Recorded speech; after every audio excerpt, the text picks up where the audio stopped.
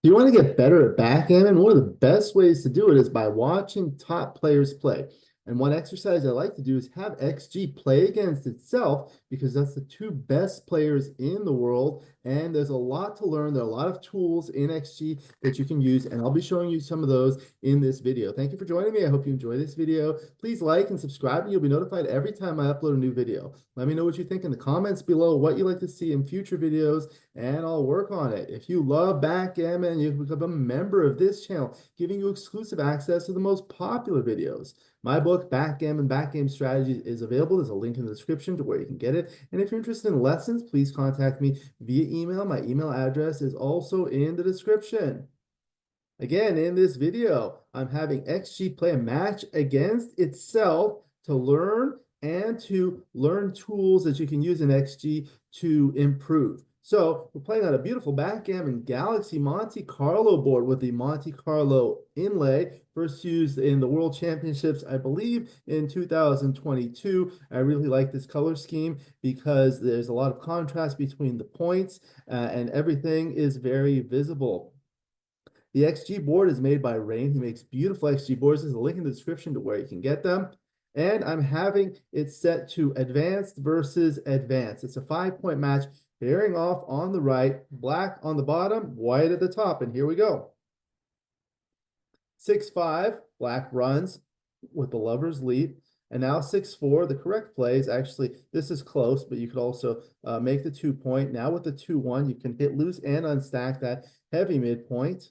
6-1's a good roll, comes in and it hits on the bar point.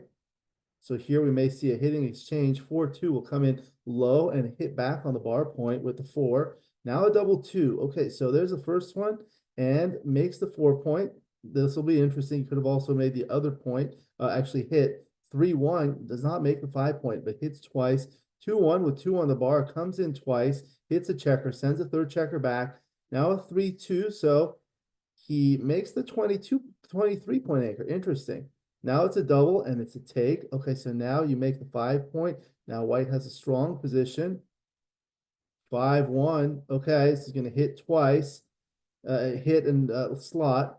Oh, he could have hit the second checker there. 4-1 comes in and brings one down. Could have covered.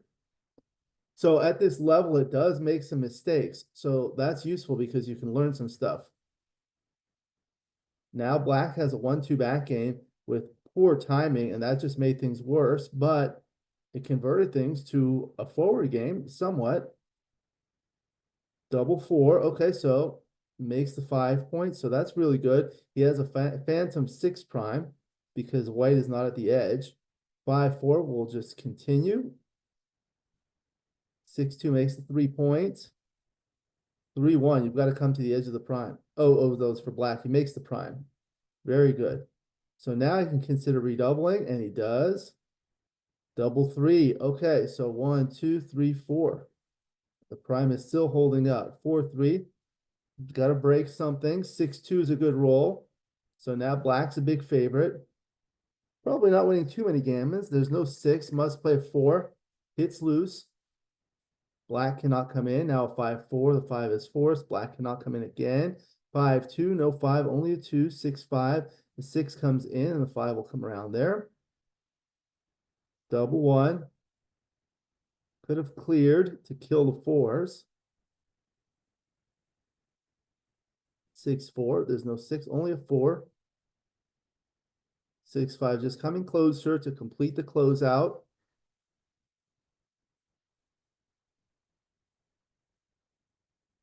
Now we might get something awkward here. 3-2. Okay, we'll hit loose. Doesn't come in. 6-5 will cover both points. Now black is cruising home to victory unless white rolls a quick double 6. Not a double 6, but a 6-3. So couple big doubles will get white back in it, but it's going to take a lot of work. That's part of it. 1, 2, 3, 4. One more double, and it'll be a tight race. There you go. Double 6 again. Now 6-5. Still up by a checker. Now white's going to need one more double. 5-2. Black rolls a double. That didn't really help. Still two rolls. White's gonna need any double. So 6 numbers here. No. Okay, so black takes a 4-0 lead, gets to the Crawford game. 1 away, 5 away, Crawford.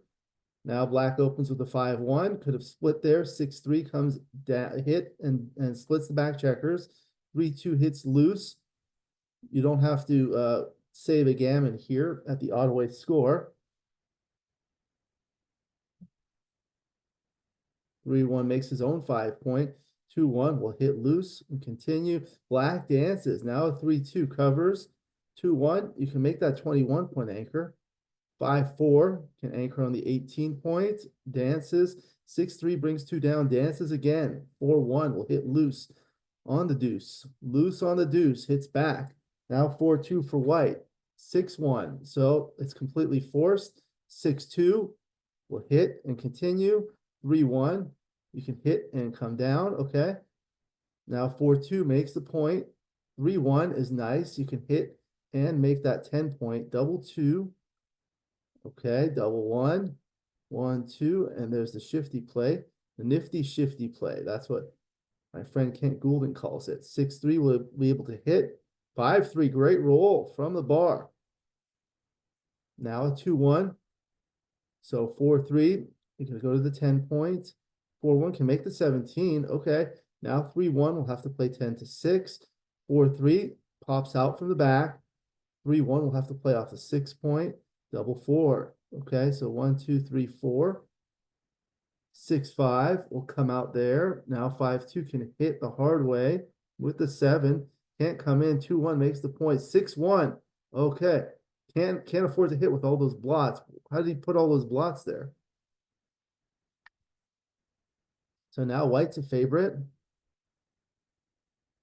6-3 will come in.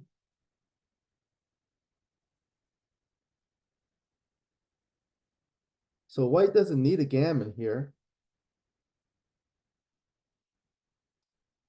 This is useful because there are a lot of novice players that watch this, and sometimes at this level, it makes mistakes that a lot of novice players make, so it will be interesting to analyze this. So now the gammon doesn't matter. It's going to cover 2 points. Okay, slots the point. Double 3. Hits, covers, and covers there. 6-3. Oh, now a 6-3 for white. But now there's some return shots. 6-4 is one of them. So they're 5 off. Slots it. Dances. 6-4. Closes the board. Okay, so now it looks like black may be a small favorite to win this game. You want to keep the spares high. So white's going to need to come in with a quick 6. So now that's 3 checkers off. So now black's a favorite, especially with that gap on white's ace point. 3-1. So that's 7 checkers off for black. Now 9. Black's a big favorite, and it's almost gin. White's going to need some doubles. Possible still. Now it's gin. All right, now I'll analyze the match, and this is where the learning begins. Okay, so we'll go through all the moves. It didn't play perfectly, so that's good. There are going to be some errors. I'll put it on arrow. So for those of you that want to learn a little bit about XG, at the lower right, there are 3 radio buttons: initial, arrow, and final. If you click on the initial one, it'll show you the initial position before the roll is played. If you click on the arrow, it will select whatever play is selected and show you an arrow for where it goes. So this is 24-13. If you select the other one, this will show 24-18, 13-8. The arrows are green because it's a green error. The default settings are errors are 20 millipoints. So that's green, and blunders are 80. So that's red, but you can change those. The way you change those is you go to options, settings, and then here, main settings. You can change the error threshold from 20 milli points to anything else. You can also change the colors, okay? So that's a little bit about XG, okay? And then if you hit the final radio button, this will show the final position after the play has been made, and you'll notice that the dice get lighter, okay? So the viewers like the arrow, so we'll select that. Okay, so here the better play. This was close, but as I mentioned, this is the right play, like that. These are close. Then the 2-1 was a good roll, comes down and hits. 6-1 comes in and out, hitting the checker. 4-2, and that's the right idea. You come in with a 2 and you hit. Okay, and this one, okay, so this is what it did. The first one is forced, and then the next two come down here, make the 4 points, and then it's better to actually play 13-11 with the final one like this. And that results in this position. The selected play results in this position. Okay, so what's happening here? Well, when you're in this position, these two checkers are back. So black doesn't want to make deep points. Black would prefer to make higher points. And when you put it here, it gives black the chance to make the 3 point with a combination of 3, 4, or 5. Okay, but when you stay back, black wouldn't want to make that point with a 6-5. So because the 6-5 can be coming here, and it's because it's a deeper point that you don't want. The second reason is now you have more builders for the 5 point and the bar point that you want to make. And you can afford to play like this because you have a stronger board. You have a 2 point board versus a 1 point board. Additionally, your back checkers being split is very good because it provides better coverage of this blot. So if black comes out and hits, he's going to leave a blot. Okay, so that's that play. Then we'll go back to the arrows, the 3-1. So there wasn't really a better play but to just hit 3 and then 1. Okay, then 2-1 was forced, and 3-2. Okay, so this was a big blunder. This is usually clear to most people. What you want to do is come here and make that anchor. That gives you a good structure. This doesn't really do anything. This does leave a blot, it slots, and you don't want this anchor here. The 23-point anchor is usually very weak because ultimately you want to escape from here. And when you're blocked from 6s, it's very hard to escape. Okay, it's much easier to escape from the 24-point because you can roll a 6 and come out.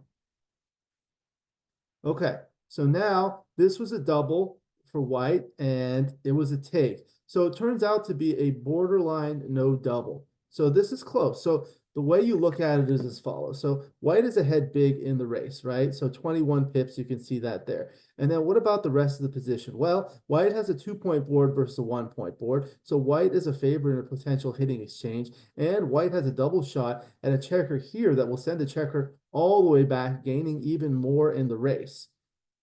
Okay, and also white has some good outfield control, so they're good numbers. So here's what you can do. Go to Analyze Dice Distribution.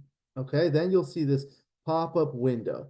The first thing I do is hit the icon with the most red bars. So you see here it says first roll 2 ply, second roll 1 ply. When you do that, it'll do a higher analysis setting. So 2 ply means it's looking 2 moves in advance. 1 ply means 1 move in advance.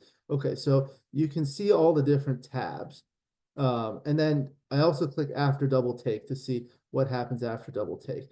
And then my favorite thing on this one in terms of doubling decisions is the graph tab. So there's the details, which tells you all the moves. There's the graph, which plots everything. And I double click here to make it 2D. That makes it easier to see. The distribution, I don't really look at this at all. And the dice map is here. It's not all that useful to me in this form. I like this better when it's side by side with another one.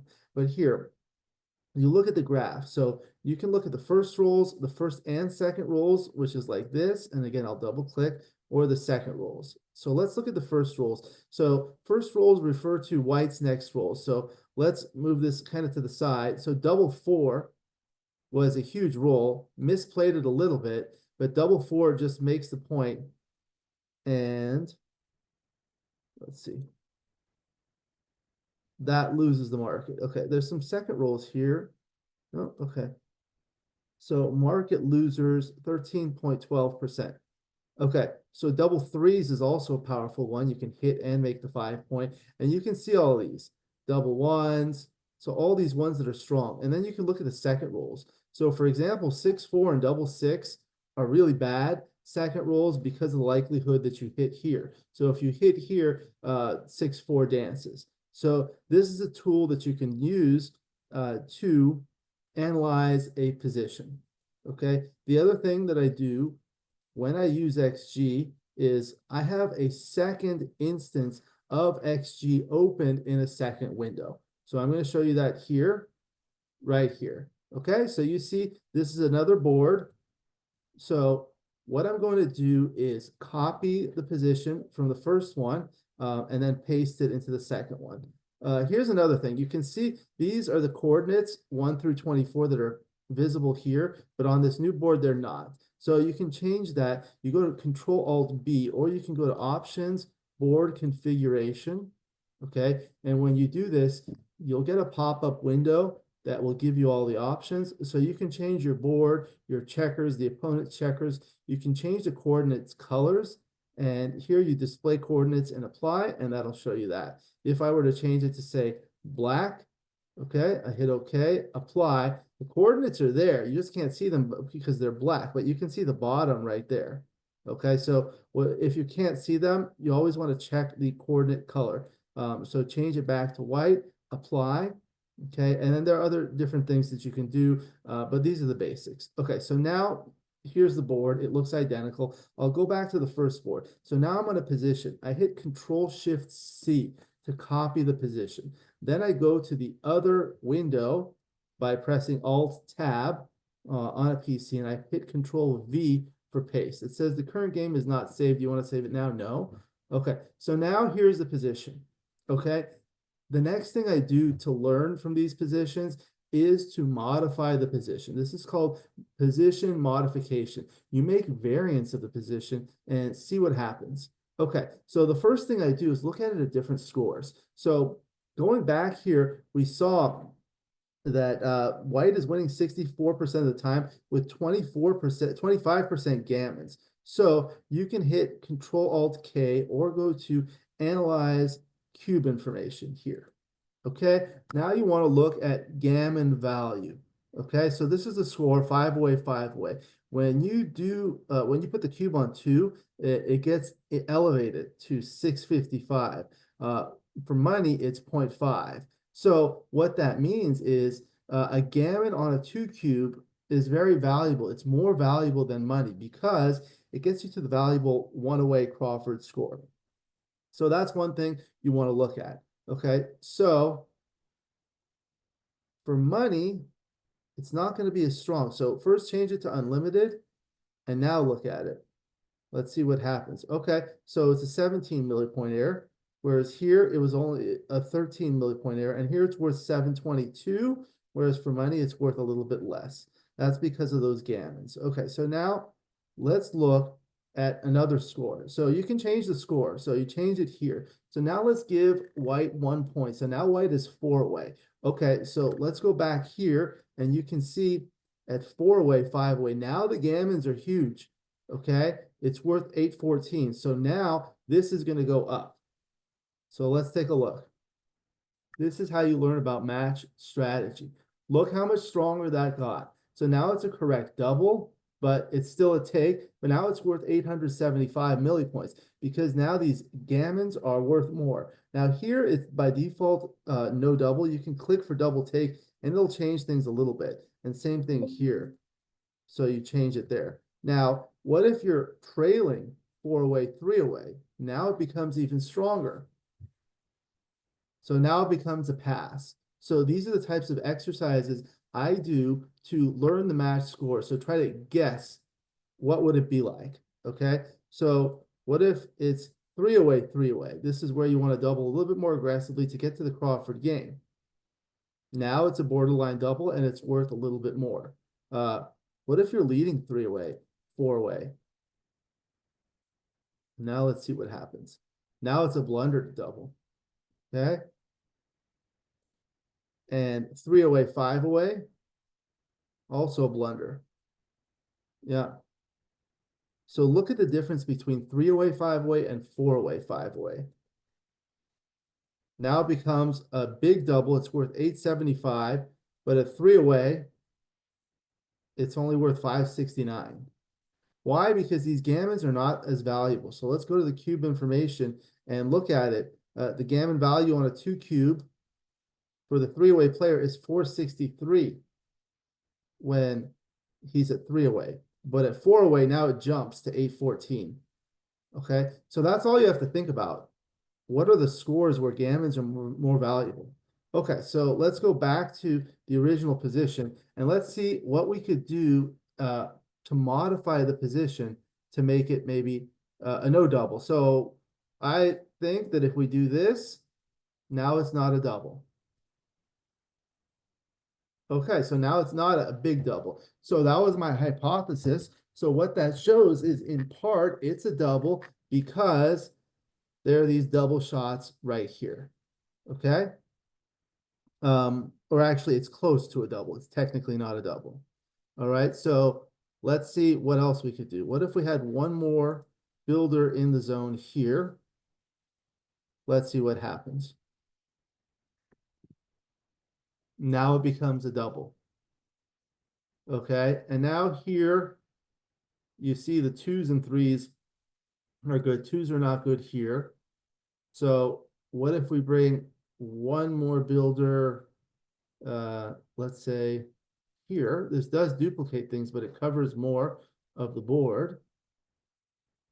Okay, that's about the same. And what if you have one more builder here? That's going to be much stronger.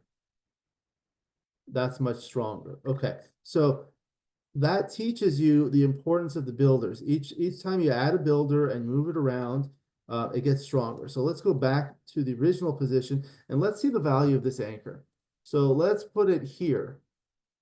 See what that does. Okay, so that tips it over to a double. What if the anchor were higher? What if it were like this? Now it's probably a big no double at this score. Yeah. And then, of course, if there's a 20-point anchor, this would be a blunder to double. Okay, so these are the different things that you can use, the tools on XG to learn. Okay, so let's continue. The double 4, it was actually better to play like this. This results in this position. Now you still have a double shot on this one. Okay. And then the 5-1. This is what happens. You don't have as much to lose by getting another checker sent back because you already have 3 checkers sent back. And the 5-2, a little bit better to hit twice. Part of the reason why this is close is because you don't want to give him the extra timing that he needs for a good 1-2 back game. For a 1-2 back game, you need about 100 pips of timing or so. Okay, and with the 4-1, this one's pretty clear. Of course, the 1 is forced, and it's better to just cover there. And then what else do we have? 5-1 just comes out. Then the 5-3 for black. Okay, so you cover the 5, and then you slot the next point.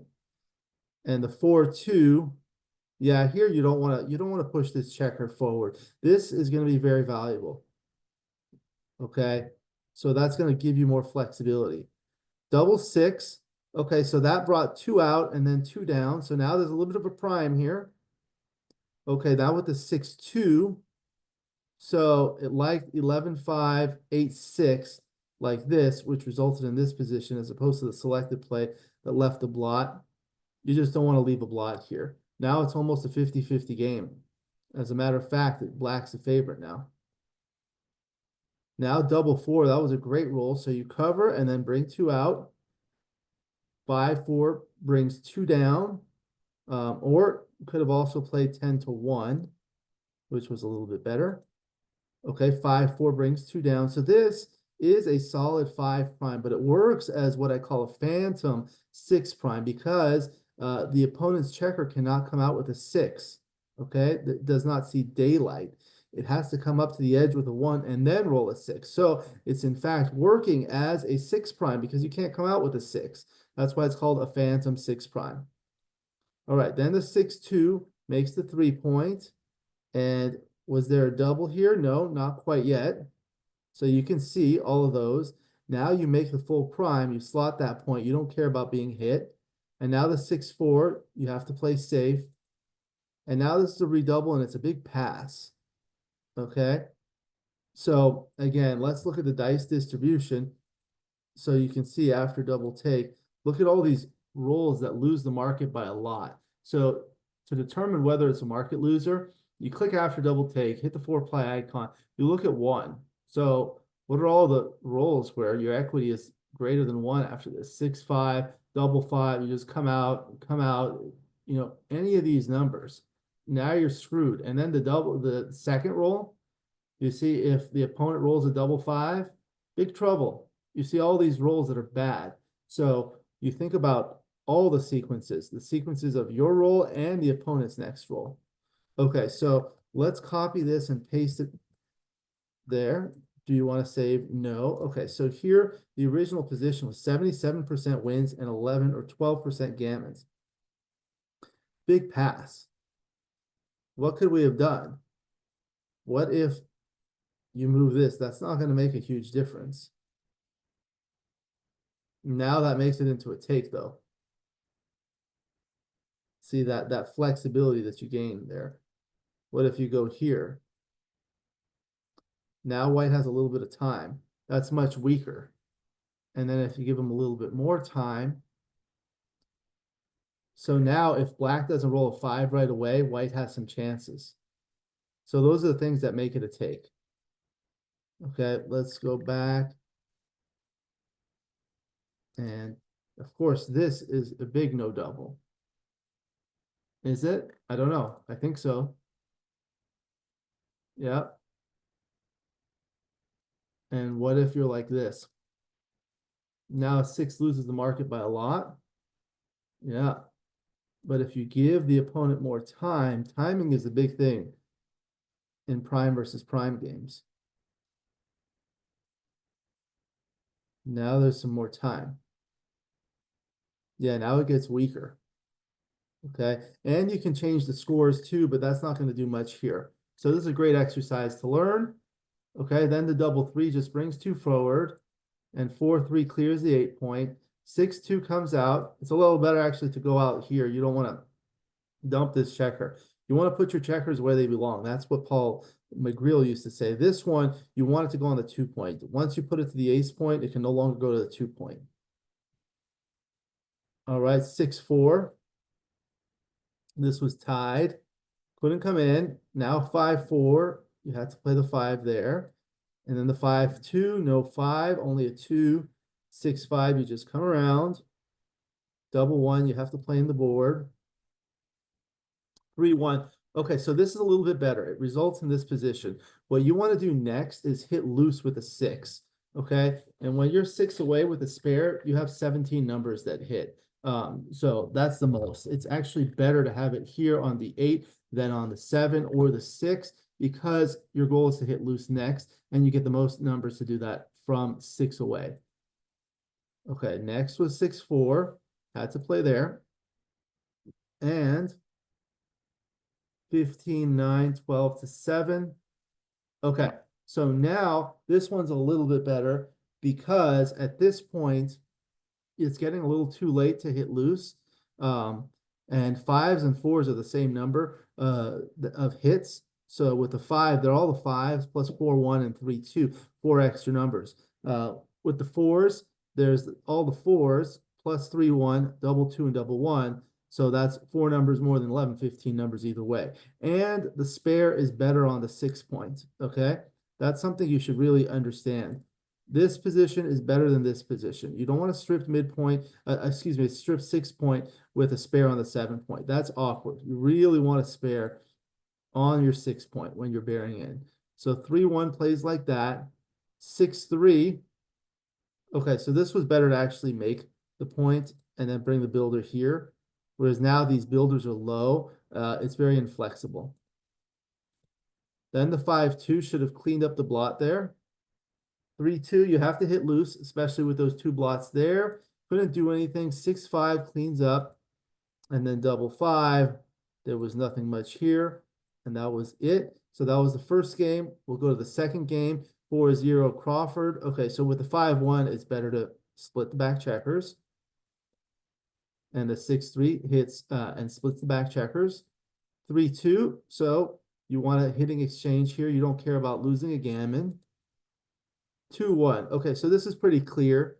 It just makes errors. So you'll come in with the 2, and then you want to make that bar point. 4-1 makes the 4-point and advances that checker. 3-1's a great roll, makes the 5-point and unstacks that heavy 6-point now with 6 checkers on it.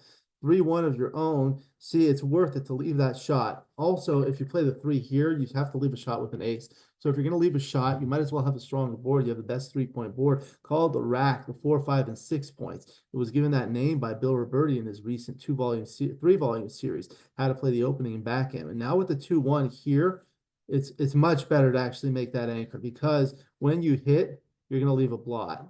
But after this position, that looks really good. Okay. So black didn't come in with the 6-5.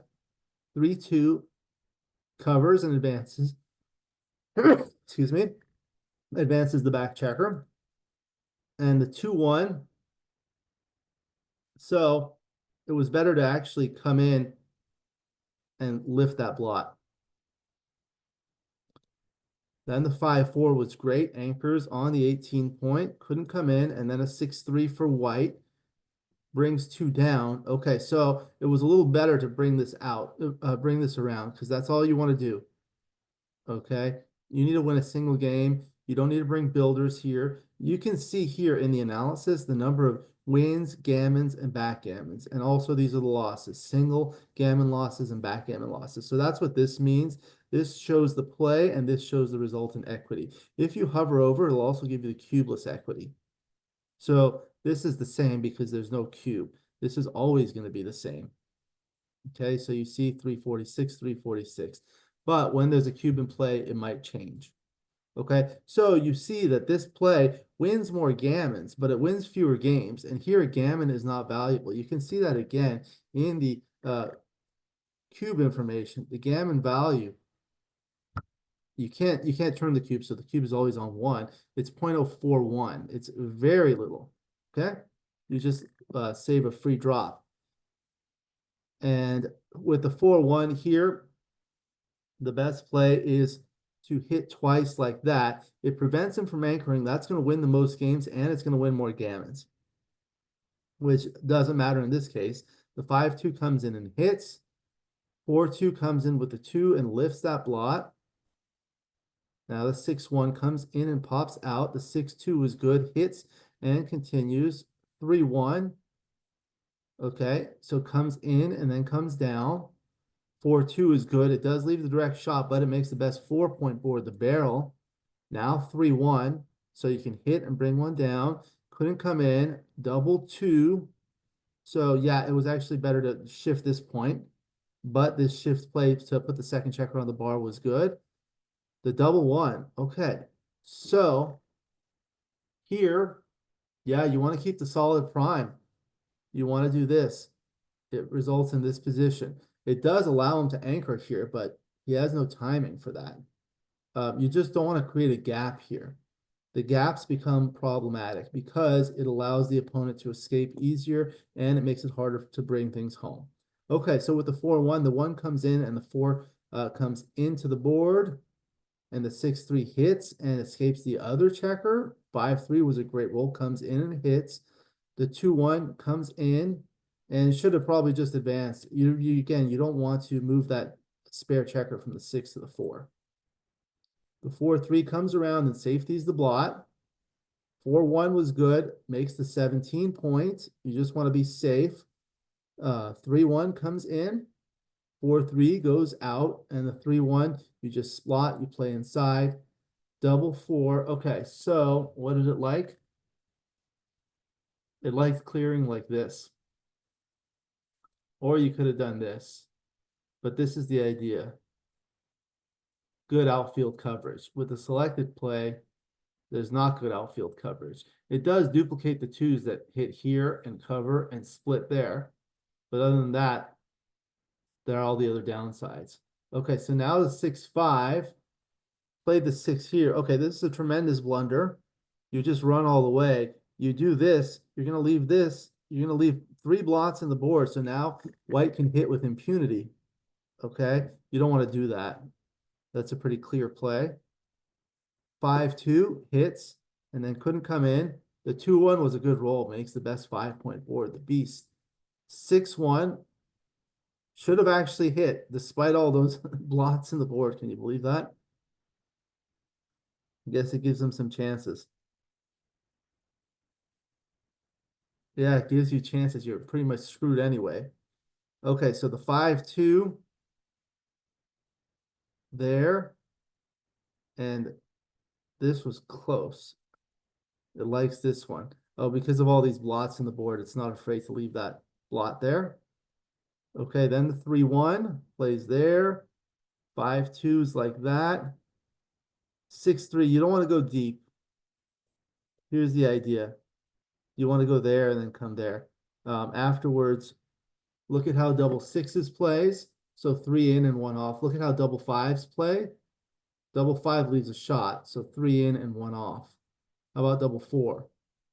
That's okay. Then you think about 6-5, 6-4, and 5-4. So that's what you want to think about when you're bearing in these checkers. How do the large numbers play? So the ones you want to think about are double 6, double 5, double 4, 6-5, 6-4, and 5-4. Of course, you can think of the other numbers, but usually the other numbers are okay. Double 3 may be one that you want to think about, or 4-3. Okay. Now 4-1. Oh, it played in the board. No, you want to just bring this home. Okay. Then the 5-1. So it liked 6-5 because look how the double 6 plays, and you don't want to bury this checker. You want to have spares on all the points. You want to start clearing you're going to clear the 6-point next, so you want to strip it to prepare for that. And then the 2-1, not a big deal here. 3-2 was good, so you can start pre-clearing. That was good. And then the 2-1, you just want to bring it closer. 6-5 could have hit, but just made the point. Okay. 6-2 comes in. 6-5 brings 2 out. 10-4, you could have slotted the next point. 6-1 leaves, plays like that. And a 6-3, you want to just start building the board. Okay, not a big deal. 6-3 for white. Now 6-2 for white. Okay, so this was a blunder. You don't leave a shot. And black ended up rolling a double 3. Hits, covers, and then leaves that blot. Okay, and then with the 6-3, you just bring it around, more covers there. And white rolls a 6-3 to come in. 6-4 comes in and hits back. And then the 5-2 brings it here. So now after this play, you can make the board with double 6s as well. 6-2 slotted it, and it liked 10-8. So is it because the 6-1? So one of the things you look at is like this, but there's not going to be a place where, I don't know, maybe the double 6s, 6-1. Yeah, maybe it's a 6-1. I don't know. Anyway, 5-1 couldn't come in, and then covered, and that was it. Let's look at some of these errors. Here, you just want to bring this down. You want to keep these spares high. 6-1 was forced. 5-2, 6-3, and that was all she wrote. Okay, so that was a great backgammon bot versus bot match. This is a great exercise. I recommend people doing this kind of exercise because you can go through and learn. You want to go through and look at every single move. The trivial ones you can just kind of go through quickly, but there's always something to learn. And the nice thing about this is that it's the 2 best players in the world, XG against XG. Number 2, you can change the level. So here I put it at advanced. So it plays more like an advanced player. So it might play closer to your level so you can learn the errors that you do. Additionally, you don't have to actually think about it because that can be a little bit challenging, especially if you're tired, for example. But it does it, but then you can go and analyze it, and it transcribes the entire match. It gives you all the errors, and you can use a variety of tools in XG, like the dice distribution, like copying and pasting into a second instance, modifying the position, modifying the score. All of these will help you in a match and in just a regular game. So these are all outstanding exercises, and it's a great tool. It's a great use of XG that a lot of people do not use, and it's very valuable. I highly recommend it. Thank you for joining me. I hope you enjoyed this video. Please like and subscribe, and you'll be notified every time I upload a new video. Let me know what you think in the comments below, what you'd like to see in future videos, and I'll work on it. If you love backgammon, you can become a member of this channel, giving you exclusive access to the most popular videos. My book, Backgammon Backgame Strategies, is available. There's a link in the description to where you can get it. And if you're interested in lessons, please contact me via email. My email address is also in the description. I look forward to seeing you in future videos, and until then, keep rolling your dice.